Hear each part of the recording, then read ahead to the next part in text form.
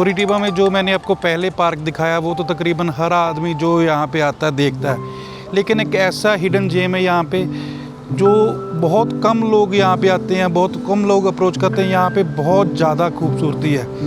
यहाँ पे म्यूज़िक का इनको जो इनका लोकल ब्राज़ीलियन म्यूज़िक है उसको देखते हैं लोग, यहाँ पे सुनते हैं।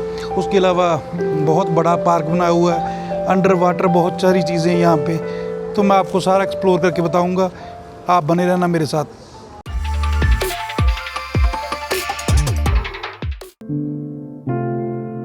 जर्दिन बतौनिका से निकलने के बाद मैंने आपको एक वादा किया था कि ऐसी जगह पे लेके चलूंगा आपको जहां पर जाकर आपका डिप्रेशन और ऐसी कोई भी चीज है तो वो दूर हो जाएगी।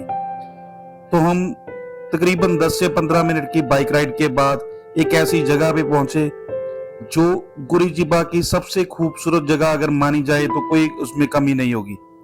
ये जगह आपको एक एहसास कराएगी कि यार दुनिया में ऐसी चीजें भी हैं जहां पर आकर आपका डिप्रेशन और ऐसी चीजें खत्म हो जाती हैं। वाकई में ये चीज अगर मिस कर जाते तो कुरिटिबा आने का जो मेरा सफर था वो शायद पूरा ना होता। तो मैं इसी वजह से ये मिस नहीं करना चाहता था और यहाँ पे पहुंचा। जब मैंने ब्राजील आने का सपना देखा था उस टाइम भी मेरे दिमाग में यही था कि मैं कुरिटिबा में ही जाकर रहूंगा, क्योंकि फ्लाइट सीधी साओ पालो आती है और साओ पालो से मेरे को था कि 400-500 किलोमीटर बस होगी, वहां पे जाकर अपनी जो बाकी की लाइफ है वहां पे अच्छे तरीके से गुजारूंगा। तो लेकिन जो सबब बनता, जो भगवान ने सोचा होता है उस हिसाब से होता है। मैंने आते साओ पालो में अपना घर ले लिया, साओ पालो में रहना शुरू कर दिया, लेकिन एक ड्रीम डेस्टिनेशन होती है ना कि यार वो जरूर देखनी है। तो जब मैं ब्राजील से साओ पालो से निकला कुरिटिबा के लिए तो उसी टाइम में एक अंदर से होता है कि यार मैं अपनी ड्रीम डेस्टिनेशन की तरफ जा रहा हूँ, और जो मैंने सोचा था उससे 1000 गुना ये अच्छा शहर मेरे को लगा। और आखिरकार हम उस प्लेटफॉर्म पे, उस जगह पे पहुंच गए जिसको मैंने देखना था। उसका नाम है ओपेरा दो ओरामे। ओपेरा दो ओरामे को अगर हमने बोलना हो कि पहाड़ों का, पानी का, म्यूजिक का और आर्किटेक्चर का एक बहुत ही अच्छा एग्जाम्पल सेट किया है इन्होंने। ये 1992 में बना था और सिर्फ 75 डेज में ये कंप्लीट कर दिया था इन्होंने। यहाँ पे आने के लिए आप टैक्सी भी ले सकते हो। जर्दिन बतौनिका से आपको मैंने बताया 10-15 मिनट लगते हैं। उसके अलावा सरकारी बसें जो इनकी रोड ट्रांसपोर्ट है वो भी चलती है। आपको टूर बस भी मिल जाती है आने के लिए।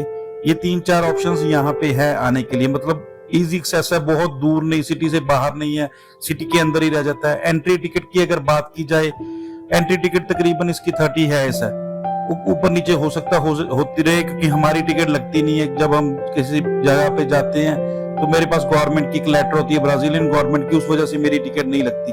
तो $6 आप मान के चलो, $6 US डॉलर आपको यहाँ पे पे करने पड़ेंगे एंट्री के लिए। और अंदर जाते ही आपको ऐसा महसूस होगा कि यार $6 बहुत कम फीस रखी है इन्होंने अपनी। हर जगह पे आपको लाइव म्यूजिक सुनने को मिलेगा, रेस्टोरेंट्स बने हुए हैं, बार्स बने हुए हैं, कैफेटेरियाज बने हुए हैं। आप खाने के साथ म्यूजिक का भी मजा ले सकते हो। इसके अंदर एक बहुत ही ज्यादा सुंदर इन्होंने अरेना बना रखा है, वो भी स्टील का और ग्लास के स्ट्रक्चर के अंदर। उसमें एक टाइम में 1572 लोग बैठ जाते हैं। और यहाँ पे बहुत बड़े बड़े इवेंट्स होते हैं म्यूजिक के, जहाँ पे लोग आते हैं अपना एंजॉयमेंट करने के लिए। यहाँ की जो ब्राजीलियन आर्टिस्ट है वो यहाँ पे परफॉर्म करने आते हैं, स्पेनिश आर्टिस्ट आते हैं, क्योंकि यहाँ पे स्पेनिश और ब्राजीलियन लोग तकरीबन सेम ही रहते हैं। यहाँ पे बाकी साथ वाली जो कंट्रीज हैं, क्योंकि ब्राजील अपने 13-14 बॉर्डर शेयर करता है, तो वो लोग भी यहाँ पर रहते हैं काफी ज्यादा मात्रा में। जैसे पैराग्वे के लोग हो गए, उरुग्वे के लोग हो गए, अर्जेंटीना के लोग हो गए, और कई कंट्रीज के लोग यहाँ पे रहते हैं। तो वो भी अपने आर्टिस्ट यहाँ पे बुलाते रहते हैं, यहाँ पे इवेंट्स वगैरह होते रहते हैं। तो इसके अलावा इन्होंने एक बहुत ही सुंदर अंदर म्यूजियम बना रखा है म्यूजिक का ही। जो इनके पुराने आर्टिस्ट हुए हैं उनकी फोटोग्राफ्स वहां पे आपको देखने को मिल जाएंगी, उनकी हिस्ट्री देखने को मिल जाएगी, पुराने इंस्ट्रूमेंट्स उन्होंने उनके संभाल के रखे हुए हैं, ये सारी चीजें हैं। पानी के अंदर इन्होंने एक बहुत ही सुंदर जो चीज मेरे को लगी, ये पानी के अंदर इन्होंने एक बैंड बिठा रखा है।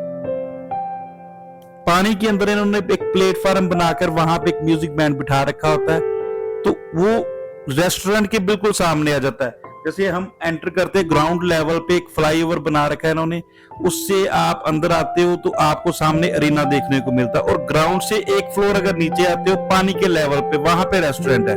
और रेस्टोरेंट के सामने पानी के बीच में एक म्यूजिक बैंड हर टाइम म्यूजिक प्ले करता रहता है। आप खाने के साथ म्यूजिक का एंजॉय कर सकते हो और साथ में आसपास में आप देखोगे आपको पहाड़ और ग्रीनरी ही दिखेगी। 3 से 4 घंटे वहां पे अगर बैठते हो तो आपको ऐसा लगेगा यार मैंने पूरे हफ्ते की एनर्जी वहां से इकट्ठी कर ली। और ये कुरिचिबा शहर का नाम भी दुनिया में आता है कि वेल प्लान्ड सिटी है और ये जगह कुरिचिबा को बहुत अच्छे से ही रिप्रेजेंट करती है क्योंकि ये भी बहुत वेल प्लान बना हुआ है। मैंने ब्राजील की काफी सिटीज देख ली क्योंकि ये यूट्यूब पे जो वीडियोस आती हैं कुछ टाइम लेट आती है क्योंकि एडिटिंग वगैरह करना होता है, सारा काम करना होता है। लेकिन अगर मैं अपनी गुड बुक्स में अगर किसी सिटी का नाम रखता हूँ तो पहले नंबर पे कुरिचिबा अभी भी आता है। इसके अलावा मैंने और भी बहुत सारे सुंदर सुंदर शहर ब्राजील के देखे हैं जहां तक हमारे लोगों की अप्रोच नहीं है। इवन कई लोगों ने तो कभी गूगल पे उनका नाम भी नहीं सुना होगा। ऐसे शहर यहाँ पे और बहुत ज्यादा खूबसूरत है। आने वाले दिनों में उनके व्लॉग्स भी आएंगे, उनकी वीडियोस भी मैं पूरी डालूंगा, आप उनको देखना। और हर स्टेट की, हर सिटी की यहाँ पे अलग ही स्पेशलाइजेशन है। अगर आप किसी भी ट्रेड में काम करते हो ना तो यहाँ पे क्या सीन है ब्राजील में, हर स्टेट की एक अलग स्पेशलाइजेशन है। किसी स्टेट में लेदर का काम बहुत ज्यादा आता है, कहाँ पे इंडस्ट्री बहुत है, कहीं पे एग्रीकल्चर का काम बहुत है। आप जिस ट्रेड में भी काम करना चाहते हो ना ब्राजील में तो आप अभी ब्राजील एक ऐसा देश रह गया है जहाँ पे सबसे जल्दी सिटीजनशिप मिल जाती है कई कैटेगरीज में और हम आकर इजीली स्विच भी कर लेते हैं वीज़ा। फॉर एग्जांपल आप विजिट वीज़ा लेकर भी यहाँ पर आते हो, आपका प्लान है कि मैं यहाँ पे रहना चाहता हूँ, आपको ब्राज़ील अच्छा लगता है तो आप स्विच कर सकते हो। तो ये अपॉर्चुनिटीज़ अभी आज की डेट में और कोई कंट्री नहीं दे रही। बहुत कंट्रीज़ में पहले हो जाता था लेकिन वो एट द टाइम उन्होंने अभी बंद कर दिया। और बाकी जो यूरोप में लोग जाते हैं या यूके में जाते हैं या वहाँ से कोई वीडियो देख रहा तो उनको भी पता कि यहाँ वहाँ पे सिटीजनशिप का कितना टाइम लग रहा है। और इनकम की बात की जाए, अगर यहाँ पे आप खुद का बिजनेस करते हो, किसी भी ट्रेड में करना चाहो तो बेस्ट है। जैसे अभी हम पुराना स्टेट में घूम रहे हैं, अगर आप एग्रीकल्चर से रिलेटेड कोई काम करना चाहते हो, एग्रीकल्चर लैंड लेना चाहते हो तो ये सबसे बेस्ट है। ऑटोमोबाइल की कोई इंडस्ट्री लगाना चाहते हो, ऑटोमोबाइल में काम करना चाहते हो तो ये भी इंडस्ट्री यहाँ पे बहुत ज़्यादा है। उसके अलावा एयरबीएनबी का काम करना है, वो भी काम है यहाँ पे। हॉस्टल्स ओपन करने हैं, होटल ओपन करने हैं, मतलब यहाँ पे आपको पुराना स्टेट बहुत बढ़िया है। आपको यहाँ पे बिजनेस भी मिलेगा, यहाँ पे टूरिज्म भी मिलेगा, हर चीज़ है यहाँ पे। और जो बाकी की स्टेट्स हैं उनकी भी एक अलग स्पेशलाइजेशन है। जैसे जैसे हम आगे की स्टेट्स में जाएंगे मैं आपको हर एक स्टेट के बारे में बताऊंगा। इसके बाद हमने सेंटा कैटरीना शुरू कर देना। सेंटा कैटरीना की एक ऐसी सिटी आपको दिखाऊंगा जहाँ पे 4000 प्लस इंडस्ट्री है अकेली। तो वहाँ पे आप इमेजिन करो कितना ज़्यादा काम होगा। वहाँ पे एक इंडियन रेस्टोरेंट पे भी हम गए थे, वो पिछले 14 साल से वहाँ पे रेस्टोरेंट चला रहे हैं। उनकी भी एक सेपरेट वीडियो में बनाकर जरूर डालूंगा। तो ऐसा है ब्राज़ील।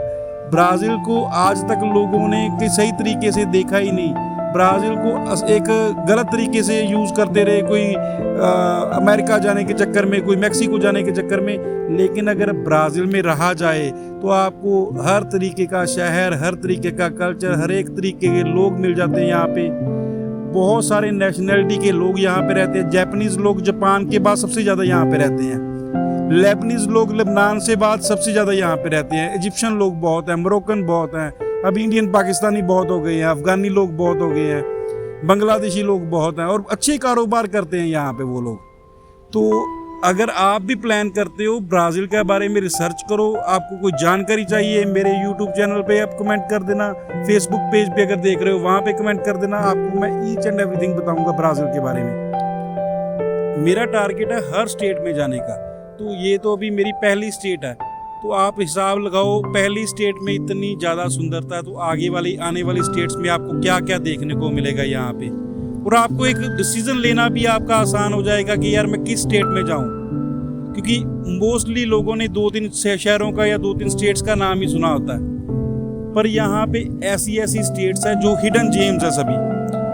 आपको हर स्टेट के बारे में जानकारी दूंगा, आपको हर स्टेट के बारे में वहाँ पे लेकर जाऊंगा। वहाँ की हिस्टोरिकल प्लेसेस कहाँ पे है, वहाँ पे बिजनेस किस चीज़ का ज़्यादा होता है, वहाँ पे हम कितनी इन्वेस्टमेंट में क्या कर सकते हैं, हर चीज़ के बारे में मैं बताऊंगा आपको। और जानकारी ज़्यादा चाहिए आपको तो आप मेरी वेबसाइट है globalwithdeepak.com.br, आप वहाँ पे जा सकते हो। वहाँ पे आप कंसल्टेशन बुक कर सकते हो। मेरे साथ 1 by 1 बात कर सकते हो। अदरवाइज इंस्टाग्राम मेरा है, सेम नेम पे इंस्टाग्राम है, टिकटॉक है। आप जहाँ पे भी आकर मेरे को मैसेज कर दोगे तो मैं आपको जानकारी दूंगा इसके बारे में। और भी साउथ अमेरिकन किसी कंट्री के बारे में जानकारी चाहिए होगी, किसी और मुल्क में आप सेटलमेंट होना चाहते हो या किसी और मुल्क में आपके डॉक्यूमेंट्स नहीं बन रहे, आप किसी भी चीज़ की इमिग्रेशन से रिलेटेड आप मेरे से सिर्फ जानकारी ले सकते हो। मैं सिर्फ आपको एक सलाह दे सकता हूँ क्योंकि मेरा इस चीज़ में एक्सपीरियंस है, ठीक है। बाकी आपने देखना है कि कैसे आपका होगा कैसे नहीं होगा। तो आपको ईच एंड एवरीथिंग मैं बता सकता हूँ कि ये चीज़ ऐसे होगी। आप एजेंटों के चक्करों से बच जाओगे और आप राइट प्लेस पे पहुँच जाओगे।